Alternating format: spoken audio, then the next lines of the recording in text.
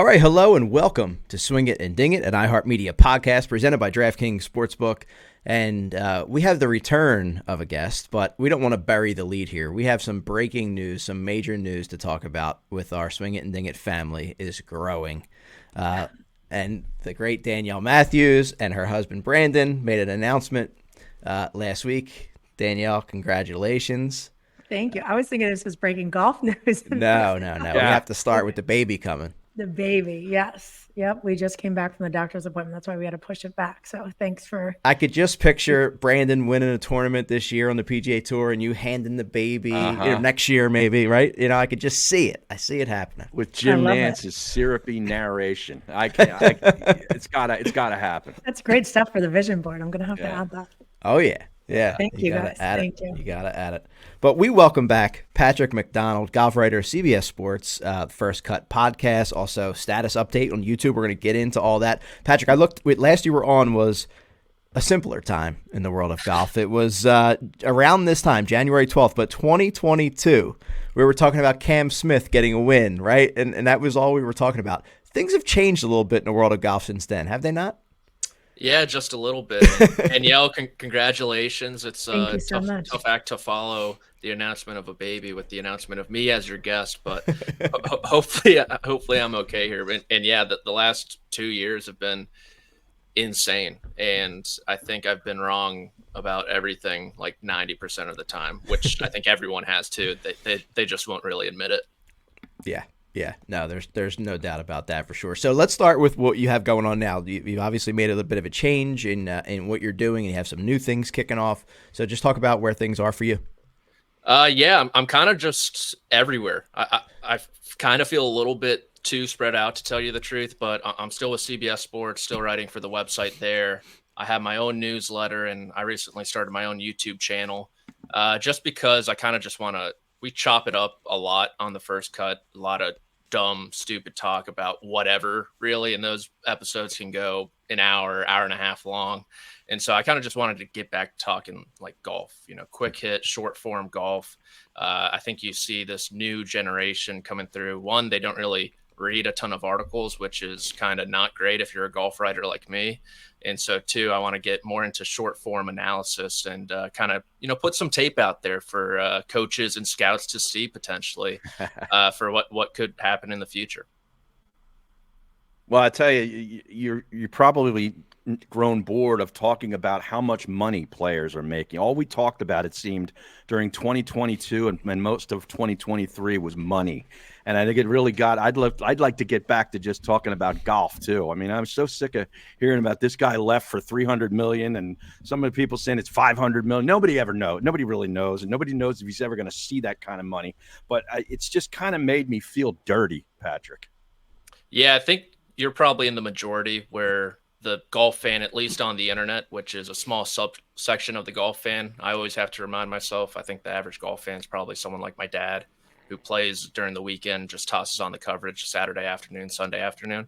But on the internet, I think you're totally in the majority where, golf nuts do not care if Rory McIlroy is making $3.6 million for a win, or if Victor Hovland cashed $35 million this season they care about him, shooting 29 on the back nine of the BMW championship. They care about him getting up and down and improving his short game throughout the year and winning the tour championship. They don't care about the dollar figures involved. So I'm totally with you, Harry.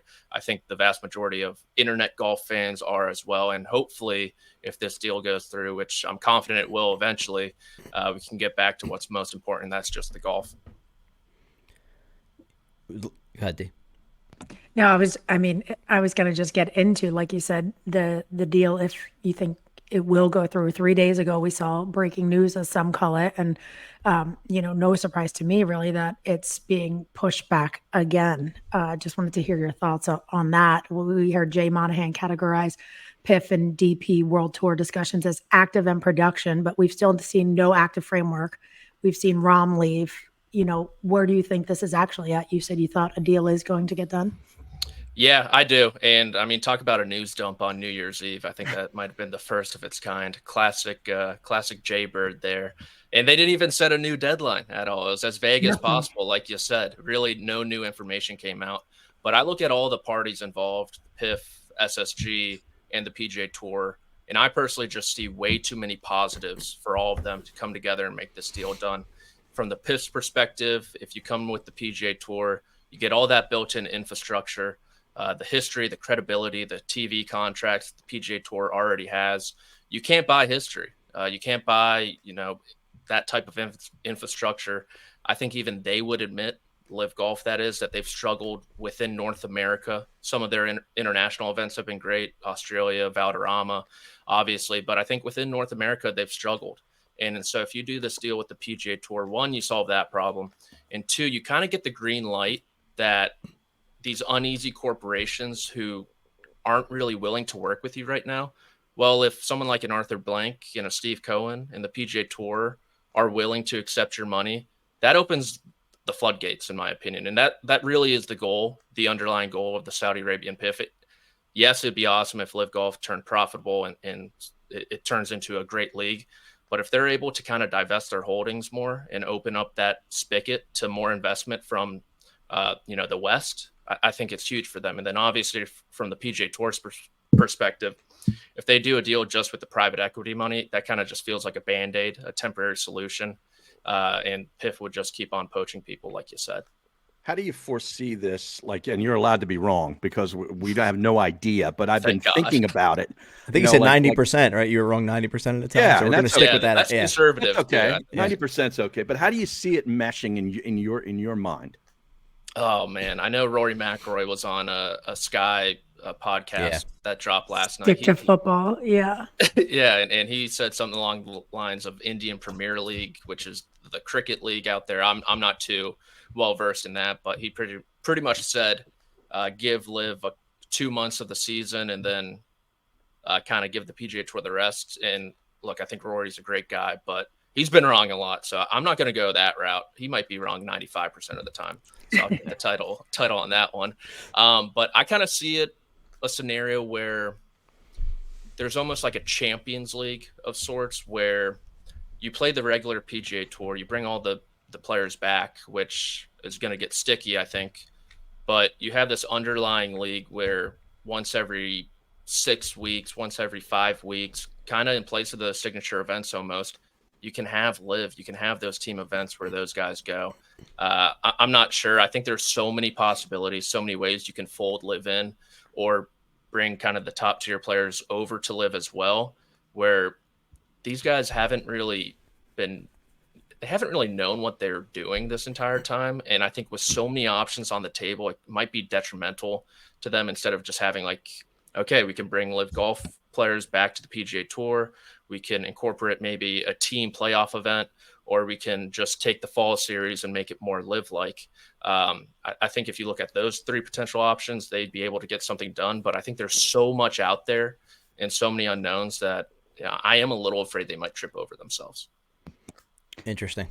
Yeah, well, real quick, speaking about Rory being wrong 95% of the time, as you said, he came out within the last hour slightly softening his stance on the pros who left for Live Golf, saying, I was judgmental of the guys who went to Live Golf at the start. And I think it was a bit of a mistake on my part because I now realize that not everyone is in my position or in Tiger's position. So something I really never thought I'd hear Rory saying is any type of, support for Live or the guys going over to Live. And now within the last hour, we're seeing Rory saying, oh, you know what, actually, maybe, I was quick to jump out with my words and I don't exactly, have that same stance. So that was kind of interesting coming out this morning. Yeah, it definitely was. And I think the most interesting part of that was it took an entire sports league to come up in 2 years for him to realize not everyone is in Tiger Woods and Rory McIlroy's position. Which is I think it's all just lobbying so John Rahm could stay on the Ryder Cup team. I think that's what it's all. That's the only thing that matters to him at this point. Right. It really does. And I think he realizes he might be rubbing shoulders with a few of these guys more often than not. I mean, we're a year removed from Patrick Reed throwing a tee at him in Dubai and him not saying hello to him. And so I think he's kind of reading the tea leaves, and it's like, oh gosh, I'm going to see these guys in the locker room in the near future. So I better kind of back up. That was awesome, by the way, the tee. that was incredible. I mean, seriously. But isn't there a PIP distribution coming here in the next couple of days or weeks? And there's some thought out there that since LIV doesn't start their schedule until February, that some guys might be waiting to get their PIP money before they announce that they're leaving for LIV. Have you heard about that? And if so, what are your thoughts on it? It's definitely something I've been thinking about. With the rumors were pretty heavy with Tony Finau, from who I've talked to, and him having to come out and pretty much say, hey, I'm not going to LIV. And I kind of thought, he could probably still go to LIV in February. He can still play the American Express, the Tournament of Champions, and everything. So I think it's a really interesting point. I know Bryson is still, I'm not sure if he dropped his suit ever, but he had a suit against the PGA Tour primarily because of the PIP money and them not giving him any of it. So that's kind of a rabbit hole those guys would go down if they're going over to LIV and just trying to make a quick cash grab. Interesting. All right, so we're going to look ahead in a moment and see what else we could be wrong about. But taking a quick look back, Patrick, I think Jon Rahm came in at the end and stole the most surprising thing of 2023. But what were some of the other things that jumped out from you from last year's season, whether it be Ryder Cup, individual players, wins, Hovland, Albert? Like, what are some of the things that really, when you think about 23, really jump out to you? I think the one that jumps out to me the most is Brooks Koepka. Just coming back from the injury. I know a lot of people looked at that Netflix documentary and probably looked a little bit too deep into it and saw a guy who was really beaten down from the knee injuries, from all the surgeries. And for him to come back, hold a 4-stroke lead going into the last day at the Masters, and him kind of choking that away, his own words. And he had struggled a little bit in final rounds. When you go back to originally the PGA, he won at Bethpage. He struggled a little bit. And then at TPC Harding Park against Phil and Kiowa. And for him to come back and show that resolve and, really the fortitude of a major champion and win the PGA Championship, I thought personally was one of the top stories of the year. I mean, 5 major championships is so much. It's crazy to me. He had 0 when Rory McIlroy had 4, and he's now passed him. And so I think for him to reach 5 is something we can't overlook, and something that should be celebrated, even though he is a bit of a controversial figure. He doesn't really love the media that much, but his game speaks for itself. So for me, it was really about Brooks Koepka. And then, Jon Rahm and some of the additional signings to LIV made a splash. And I think on the course as well, someone like Scottie Scheffler and what he did statistically, it's a shame he only won twice on the PGA Tour. It really is, because from tee to green, it could have been 5, 6, 7 win season, something we'd be talking about for a really long time. And instead he walks away disappointed with only 2 wins, one of which was him running away at the Players Championship. So I think Scottie Scheffler, what he did from tee to green, something we haven't seen since Tiger Woods. Him and Brooks Koepka, I think, were kind of my 2 top guys. Yeah, and Scotty seems to have figured out the putting aspect. So this could be he could be off to a torrid start starting in 2024. It could be scary. Yeah, totally. Hey, Harry, how about you? Real quick. What me? are your Yeah, well, I had a couple of things written down here, and one of them was Brooks getting his 5th major at Oak Hill, and I think he gets number 6 this year. I really do. I just think this guy is just so dialed in. He's now proved, like, there was a lot of anxiety, I think, with him. Is he almost done? Is his body going to hold up? All those kinds of things were answered with him winning at Oak Hill, and I just think that he sets up to be get it number 6, whether it be at Augusta or Valhalla or somewhere else, but. I thought Ricky Fowler getting back on the winning, ending that drought was something that was awesome for golf back in Detroit. And also Nick Taylor winning the Canadian Open in Canada was a pretty cool freaking scene. Those jumped out at me. Yeah, absolutely. Good stuff. Danielle, anything jumping out on your radar? You guys know me, and you probably already knew I was going to go with Scottie Scheffler, just adding on to that, like what he finished last season, scoring average of 68.63, which was the 7th best of all time on the PGA Tour, and who holds spots 1 through 6. Tiger Woods.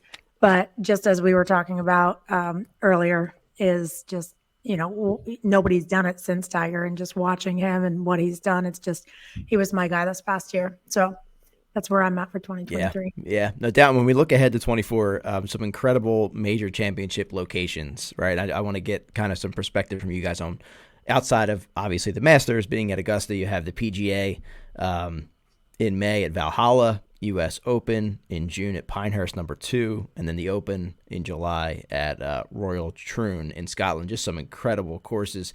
Patrick, which one are you most looking forward to seeing outside of Augusta? Because we get to see that every year. It would have to be Pinehurst #2. Yeah, I think you don't really see a U.S. Open with Bermuda grass also.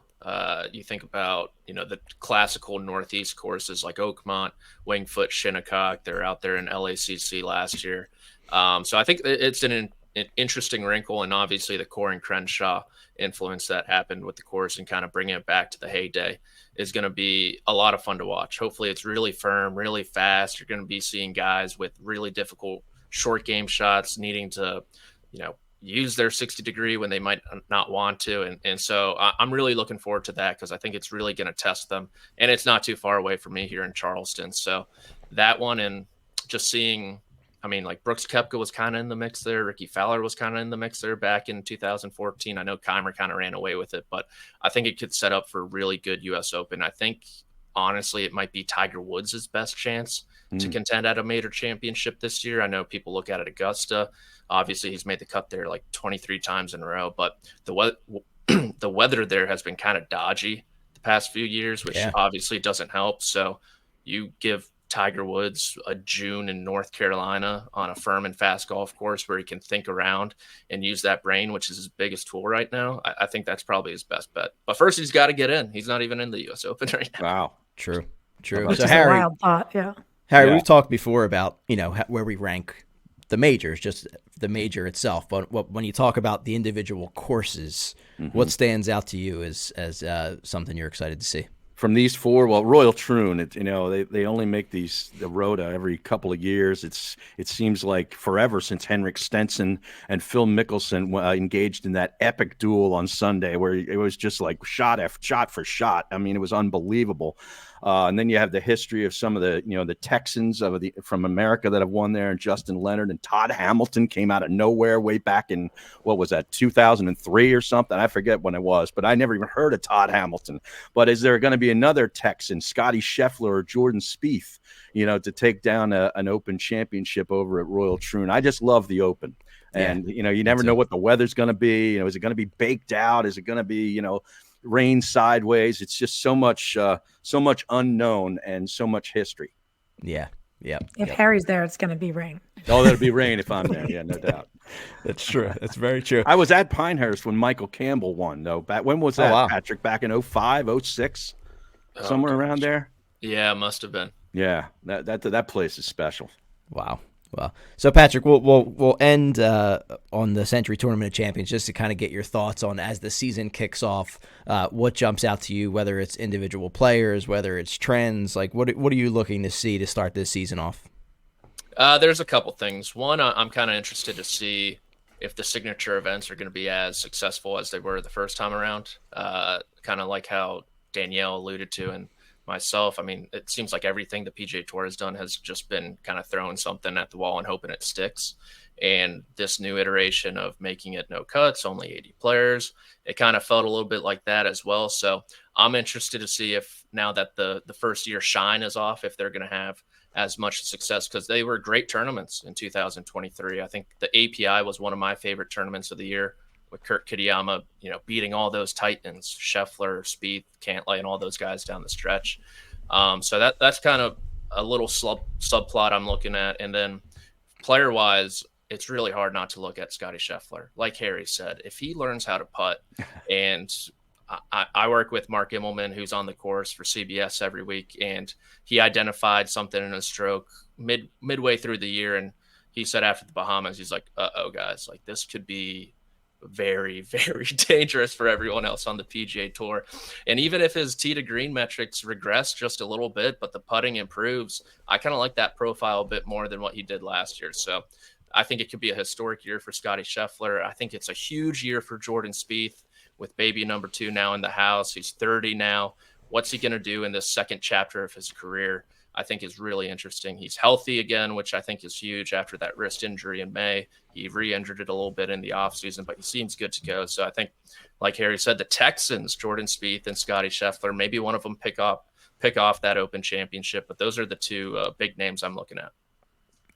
It'd be a first major win for Ricky, and it'd be a completion of the Grand Slam for Jordan. That's right. Yeah. That's right. Good stuff. Well, make sure you're following at P. McDonald CBS. Patrick, we appreciate you coming back on. Excited for another season of unknowns and see where this thing all ends up. I think this is going to be an insane season because something has to give, right? So there has to be something that's figured out, and there's been so much unknown leading up to this. Yeah, the only certain is I'll be wrong again. So I appreciate you guys for having me on. And subscribe to the YouTube page anyway, okay? That's right. Yeah, make sure you do that. Make sure you do all the stuff you're supposed to do, like, subscribe, all that good stuff, because Patrick puts out some incredible information. We're fans. We follow along. We appreciate what you do. We still read the articles, Patrick. Don't worry about it. You know, I'm a little older than a millennial, but hey, I still read the articles, man. Appreciate it. Thanks, guys. Thanks for coming on. All right, let's take a quick break, and we'll be right back. Easy to say. Yeah, the Honda's way easier. All right, welcome back to Swing It and Ding It. Always great to talk to Patrick McDonald. I know he's Sean Brace is a big fan of Patrick McDonald. So he has him on from time to time because he always has some good information. So there's a million topics to go through. Let's kind of like go through them one by one quickly because a lot has gone on. We haven't been on for a couple weeks. Obviously the Live PGA stuff is still TBD. It's like dribs and drabs. Information comes out, but push back on the time frame, and we'll see where things go for that. I know we kind of touched on it a little bit, but any thoughts or predictions of how this thing is going to shake out? I want to know, like, honestly, the fact that we haven't seen any framework, like we've seen bigger deals between huge corporations done way quicker than this. Like, what is the big holdup? I don't understand. It's been how long now? And you made a good point with the PIP money. And I know we heard Tony come out and say, no, it's not true, like kind of put the rumors to rest. But I mean, does that change? We see Rory already changing kind of his thoughts. Are we going to see more players go over and it's going to continue to dilute the PGA Tour's product, or are we going to see an agreement? I honestly don't know. I'm not surprised if it's going to get pushed back again. I'm surprised Jay's still in office. I want to see what's going on with that. I'm just kind of, I don't know. His salary went up from 13 to 18 million last year, according to their tax returns. I saw that on Patrick's Twitter page. She put out a whole thing, detailing, what they spend in legal fees. That was exorbitant. That went from like 20 million to 200 million or some insane number. And he needed the pay increase to cover his medical fees. Yeah, exactly. Monahan got a pay increase. So. My goodness. Yeah, I have no idea how this is going to shake out. I have no idea. And one of the things I don't like with the PGA Tour product, like I did like the Tournament of Champions. I thought it was cool, but I guess when half of your champions are now on the Live Tour, you kind of had to make some adjustments. I think what is cool is that we like watching the guys from the Corn Ferry and everything else come up and seeing them get a chance with all these elevated events. How do you get a chance when the structures change? Like, how can you try to get yourself into being in those elevated events week after week when it's kind of like it's already set? Like, unless somebody gets like injured or really hurt, like you don't have a chance to get in that. Didn't Rory say a while ago, play better? Yeah. Remember that one? I wonder if I guess he backtracked on that a while ago too. Yeah, he's been backpedaling. He's doing some backpedaling for sure. So Harry, you shared a pretty cool article from Golf Digest, and it really just a quick blurb, but it said, which would you rather see happen this year? Rory wins the Masters, Tiger gets his 83rd win, Spieth gets the Grand Slam, or Ricky wins a major. And it's funny because we just brought that up, two of those three in our last conversation. So what do you think is going to happen? Let's take it out. Like, what would you want to see happen? Is or one? Yeah, or both.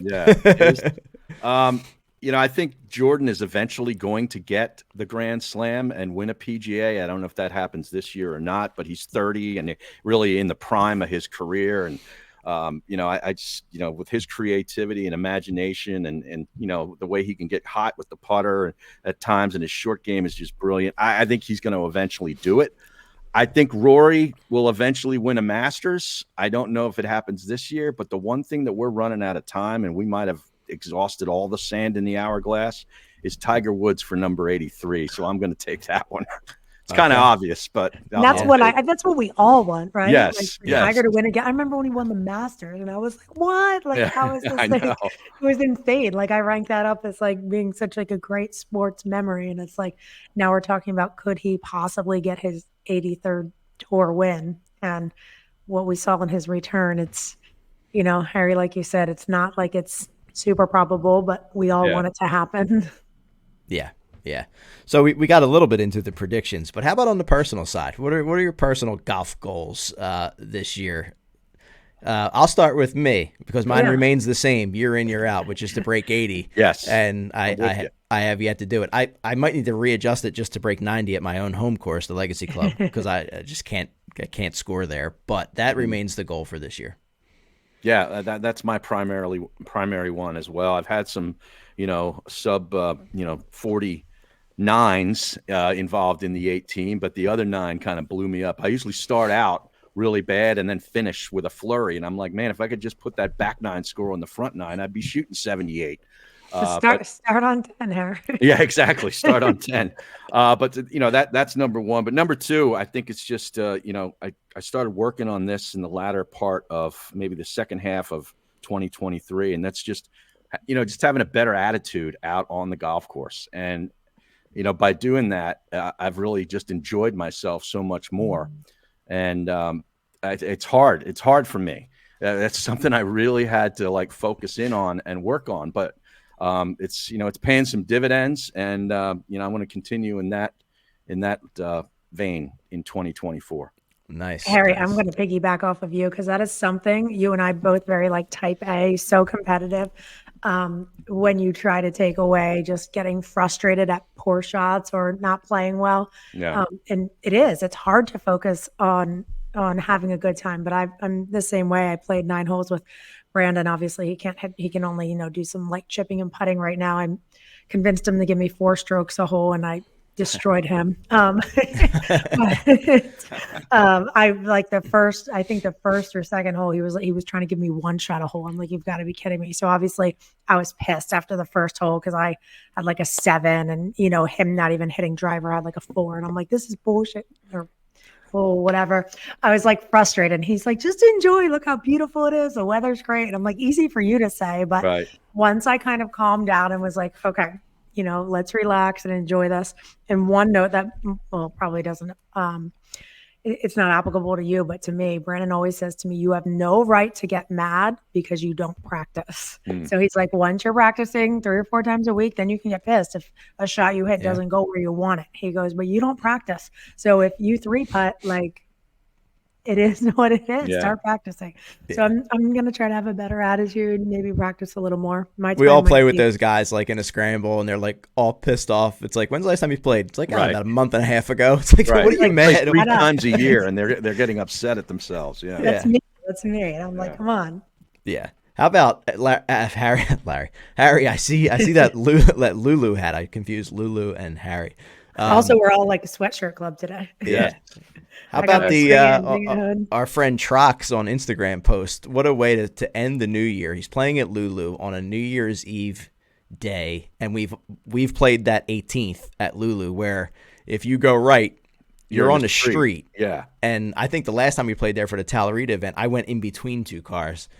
He was not as lucky and hit someone's windshield, and apparently on New Year's Eve. And typically you just give the guy some cash or something and he replaces it. But this person was not in the holiday spirit, I don't think. Is that right? I must have missed that. I mean, doesn't the golf course hold insurance for that? Yeah, that's what I asked him.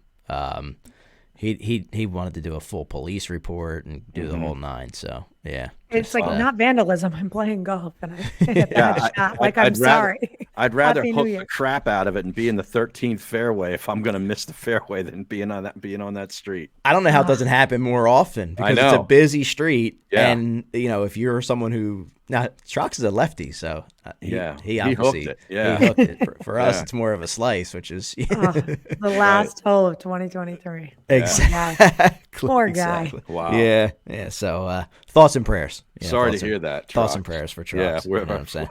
Oh man. You have our support. That's right. That's right.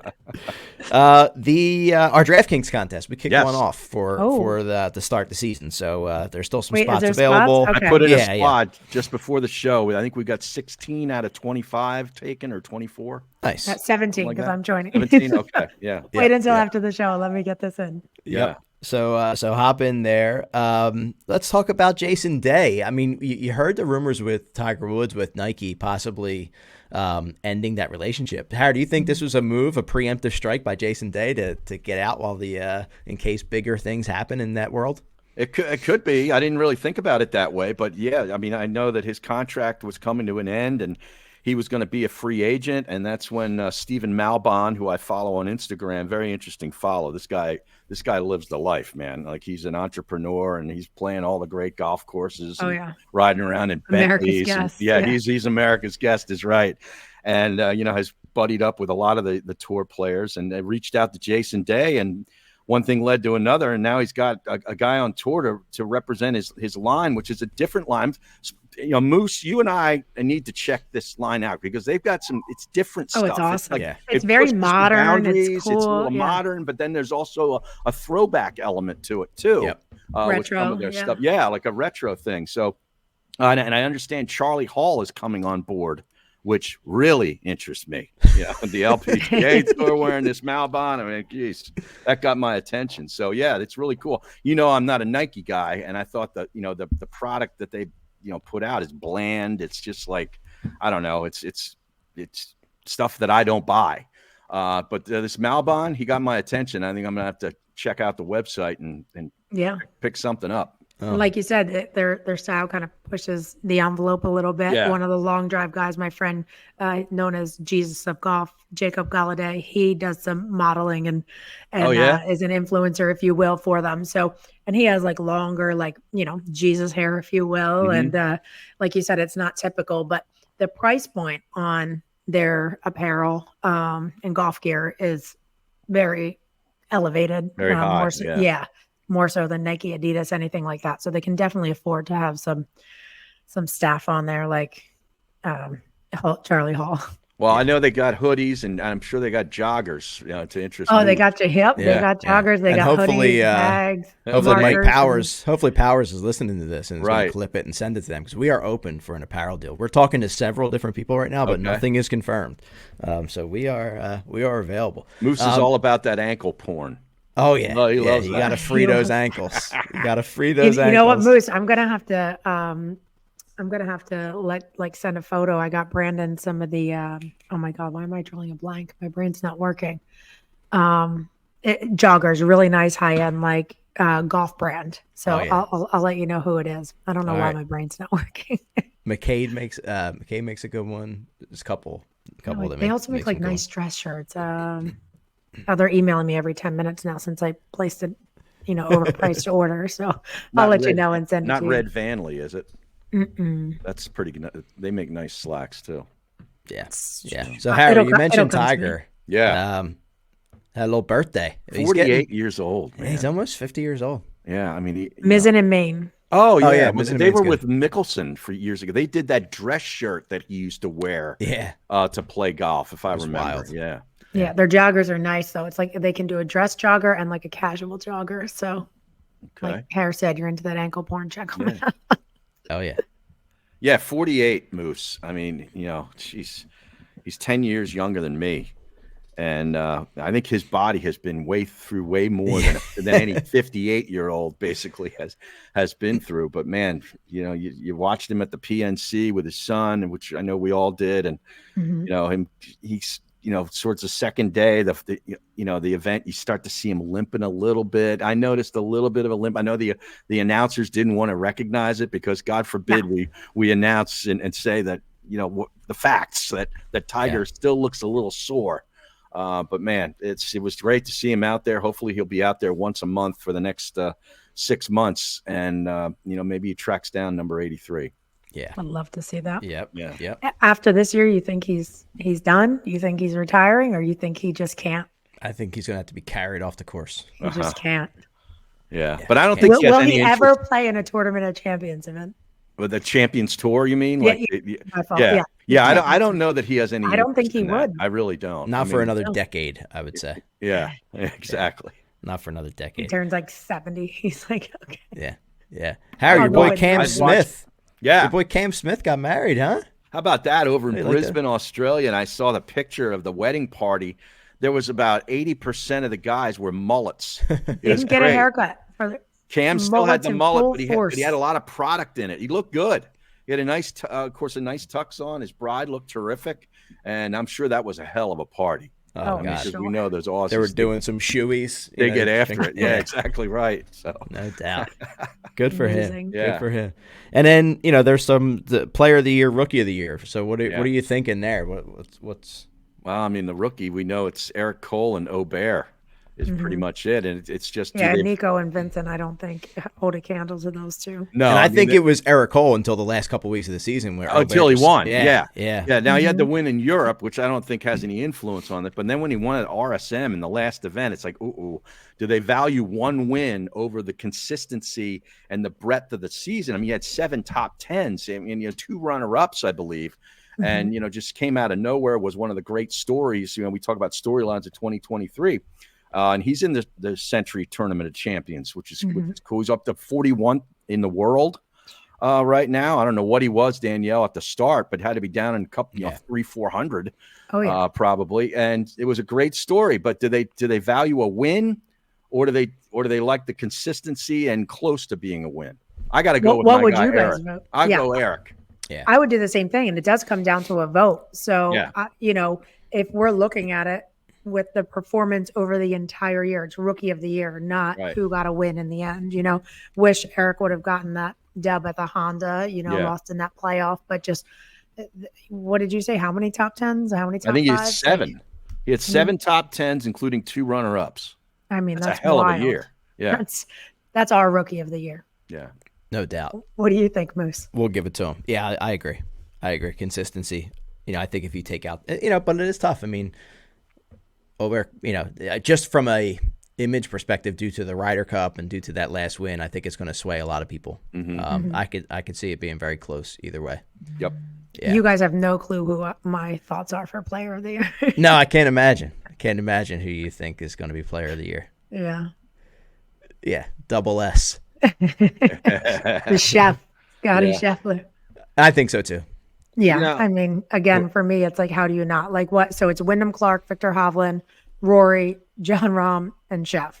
I mean, when I just brought up that stat earlier, when we had Patrick on, like his scoring average on the year is 7th of all time behind Tiger Woods, who holds spots 1 through 6. I mean, right there, we're just looking at statistical information.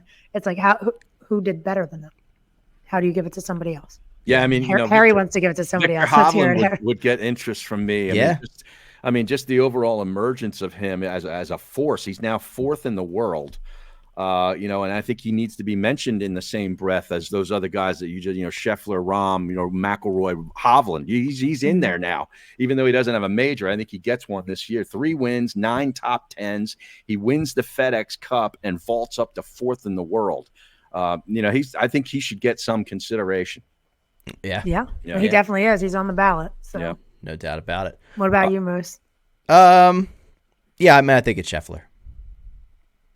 I just think consistency again. When you look at his statistics, it would be hard. I mean, Hovland was impressive, right? And I think I can't wait to see those two. I think those two are going to battle it out all year. I think they're going to be in the final group in a lot of weeks this year because they're just, especially if Scheffler's putting and Hovland short game, right? The two things that really held them back now are fixed. It's going to be fun to watch those guys battle it out for years. I just wish Victor could get a better clothing endorsement and that Lindbergh stuff or whatever it is. But I mean, I know that's it's from over there. Norwegian. I never even it's Norwegian. Look at his clothes. He's always just so happy and smiling. I'm sure they love it there. Oh yeah, I'm sure they love it there. And he's getting paid. So. Yeah. Yep. Well, Danielle, let's spill some tea for the new year. What do you got here for us? Yeah, so only a couple since we've already rattled through a few. One of my breaking news stories was Rory going back on his thoughts with Liv, which from the beginning, him coming out and being totally against it in full PGA Tour, that was just kind of a little surprising to me. Obviously, we mentioned Cam got married. So really nothing too crazy on top of that. I did see Golf Digest put out a pretty cool graphic with days since last PGA Tour win. So I'll quick take us through the top 5. Scotty Scheffler, 30 days. Max Homa, 52. Colin Morikawa, 73. Tom Kim, 80. And Matt Fitzpatrick, 87 days. So I thought that was pretty crazy, especially since we haven't had a tournament in 30 days, something like that. Yeah. And then this I thought was interesting, not so much tea, but just an interesting fact, and wanted to hear you guys' thoughts on this, especially considering the rollback of the golf ball and everything. The average driving distance on the PGA Tour in the last 20 years, I'm not going to go through all of them, but in 2004, it was 286 yards. In 2023, 299 yards. So we saw an increase of 13 yards.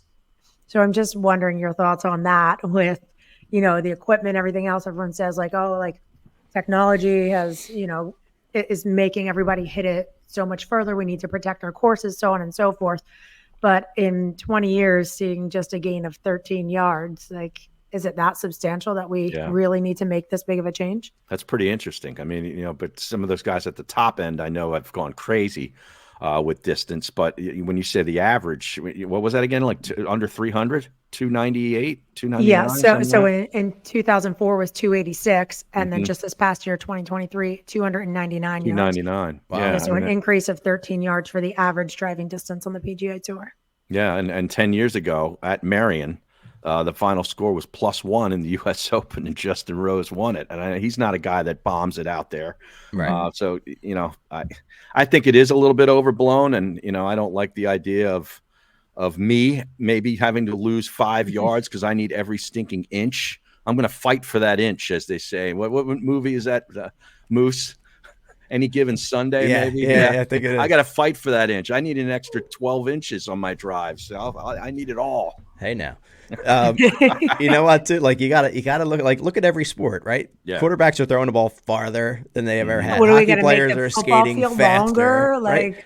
Yeah. Athletes are evolving, and they're more concerned about fitness. They're more focused on speed and distance than they ever were, right? We talked about it when we started this podcast years ago. It's like everyone that went in for a lesson wanted to talk about hitting the ball farther. So there was just so much more of a focus on it. But, I don't know if it warrants a rollback of a golf ball.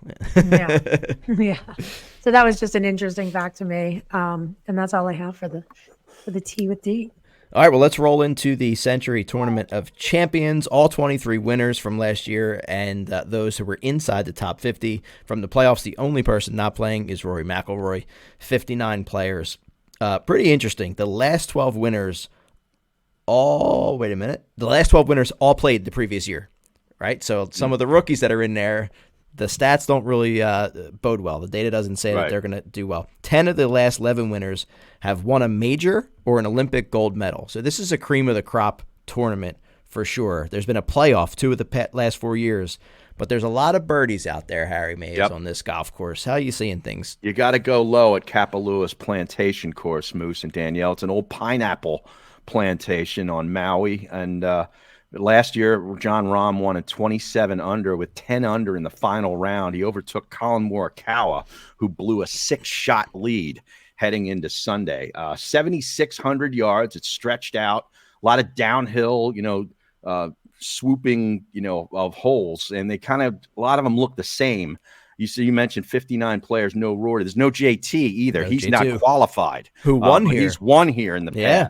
And as a guy that really, really likes playing at this golf course, par 73. It's the only par 73 on the PGA Tour. 3 par 3s, 4 par 5s, and 11 par 4s, and 7 of the holes play in excess of 500 yards, and 4 of them are par 4s. There's 4 par 4s that are less than 400 yards, all on the closing 9. So there's where you get a lot of scoring opportunities on that back 9, and it creates drama. Core Crenshaw design.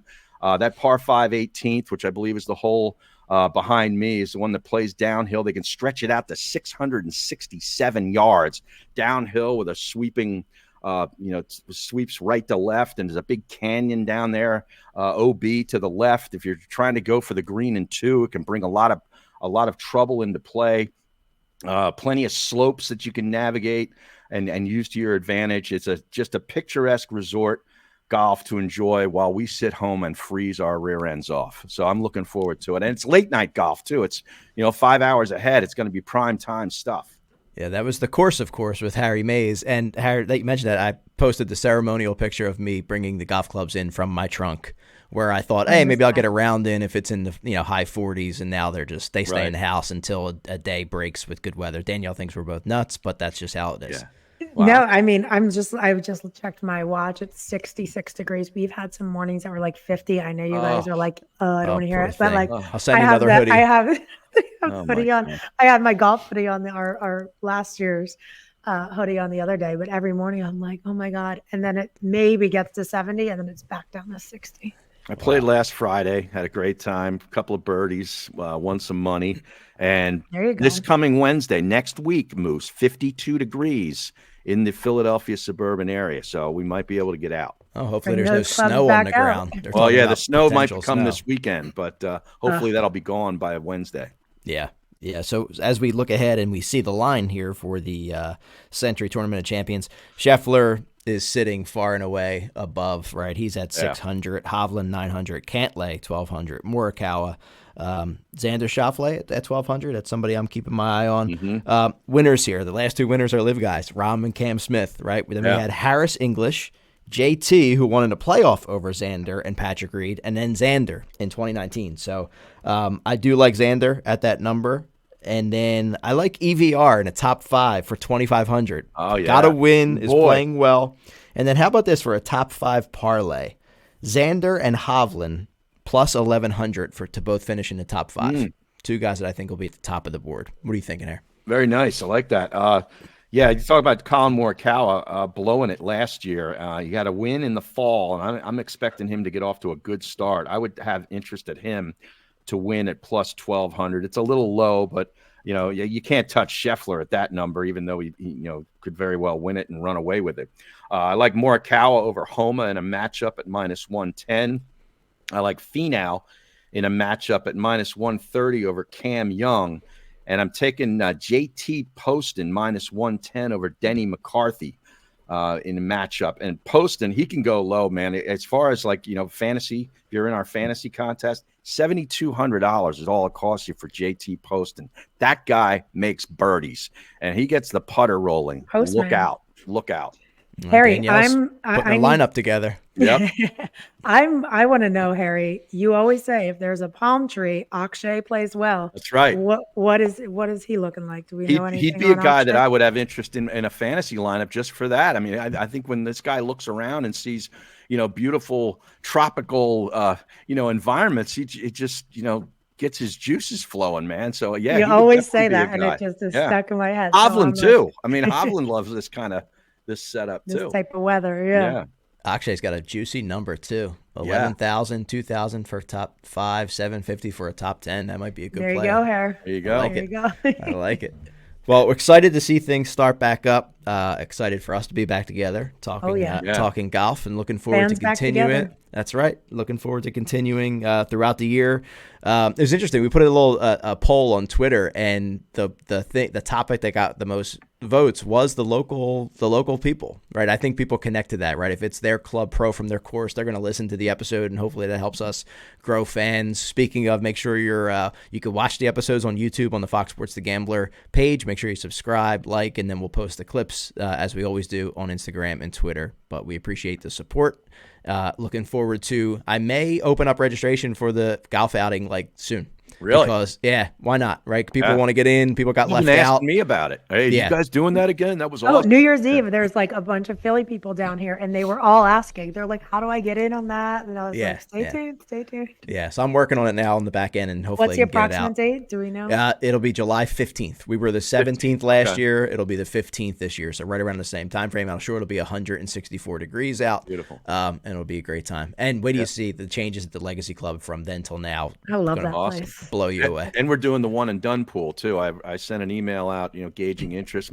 But I'd say about 90% of the people responded with yes. Yeah, I'm back in. I'm in. So we'll do that again, and that'll start for Torrey Pines for the farmers. Go. Beautiful. Lots of All right. fun Well, stuff. thanks again to Patrick McDonald, and we will be back next week to see who took home the Sentry Tournament of Champions. Talk soon.